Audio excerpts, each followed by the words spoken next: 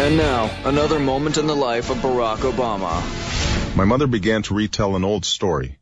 It wasn't your father's fault that he left, you know. I divorced him. When the two of us got married, your grandparents weren't happy with the idea. But they said okay. They probably couldn't have stopped us anyway. And they eventually came around to the idea that it was the right thing to do.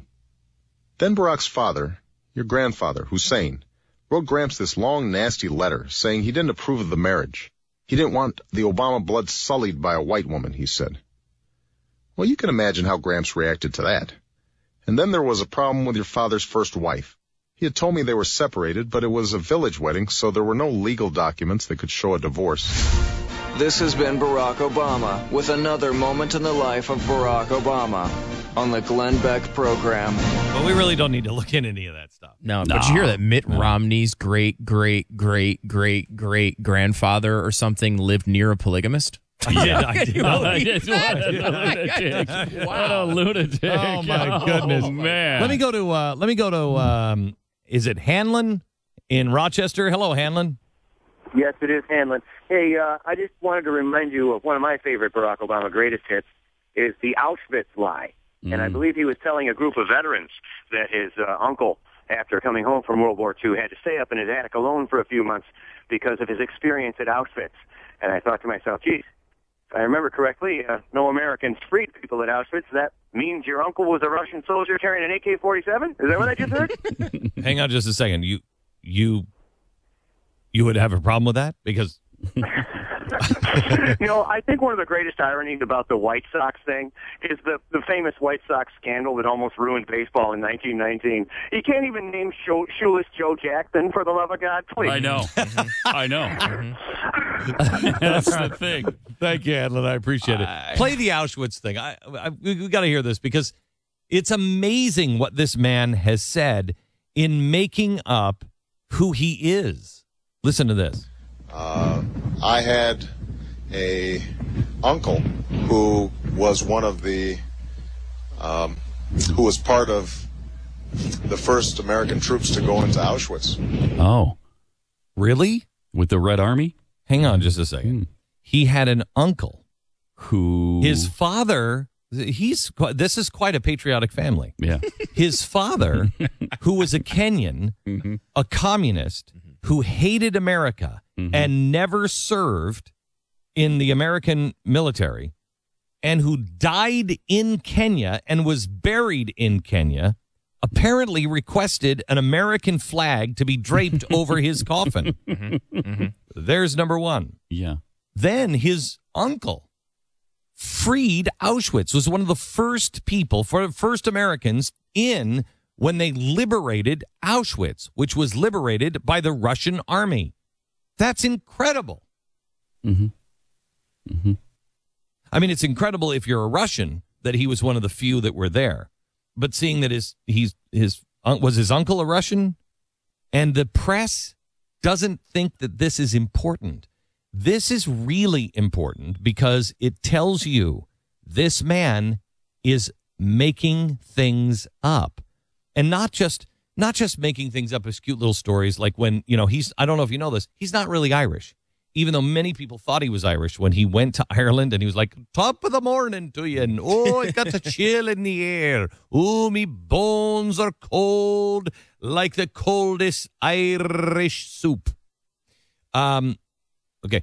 You can make up accents, which he does a lot, and not Irish, but he tends to speak like the people he's around. He gets more and more Baptist when he's in the Baptist South. And he's admitted to that. Yes. He has said he does that, and he clearly does.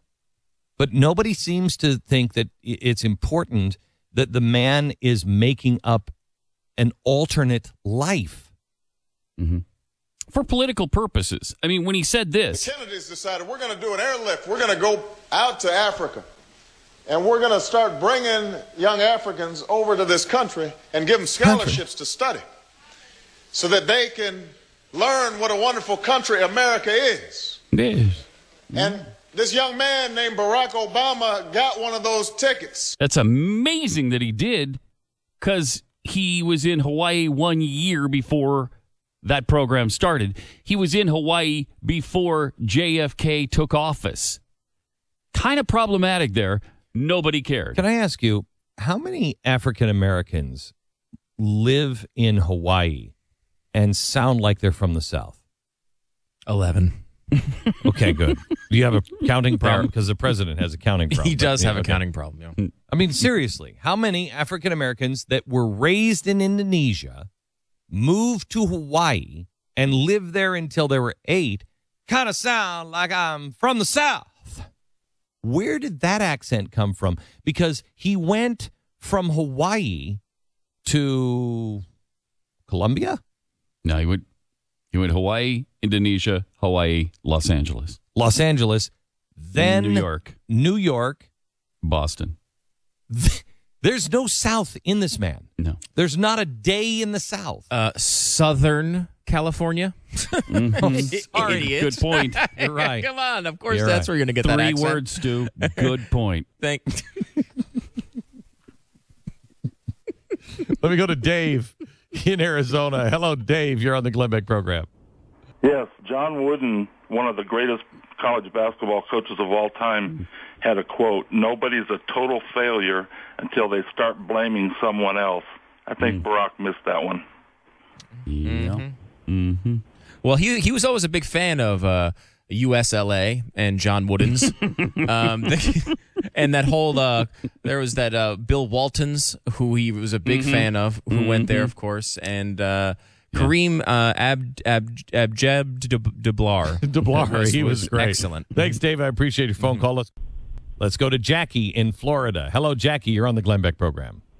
Hi there. Hi. Well, I am so shocked and horrified to hear that Paul Ryan lied about his marathon time. Yeah. That when I was at Disney's Fort Wilderness campground this weekend, I took my Romney sign and I ripped it out of the ground and I threw it into my truck because, oh no, wait, that's not how it went. We were asked to remove our Romney sign from our campsite by the park rangers at Fort Wilderness. Why? Because we offended some people. Oh, my gosh. With my Romney sign. All it says is, Romney, believe in America. That's it. Oh, well. What about people who don't believe in America? Yeah, you're offending them. Well, a lot of people who... We thought maybe it was that, and but we weren't quite sure. And I told him, I said, I'm really sorry, but I said, my husband and I have had to be offended for, well over 4 years now with people with their Obama bumper stickers and their Obama T-shirts. And so where did you put the Obama sign? I just put it in our campsite right in front of our truck. And I told the park ranger, I said, it's not like I have a booth that I'm trying to register people to vote here. I'm not trying to solicit anything. I'm not trying to advertise anything. So what did they say? They said that they had some calls and that they would kindly appreciate it if we removed our sign from the campsite. And when you said no, what did they say? Well, I didn't say no. Oh, so you did take it. I said, we're not the type of people that would, want to offend anyone. Right.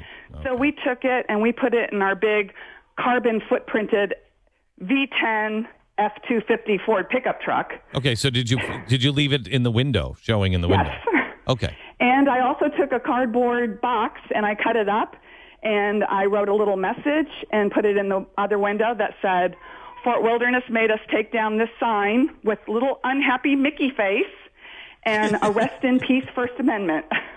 That's great. That's so great. Our camping neighbors. You know what? Here's the thing. What did your camping neighbors say? Our camping neighbors came over and they knocked on our door and they said, did that park ranger just make you take your Romney sign out of your campsite?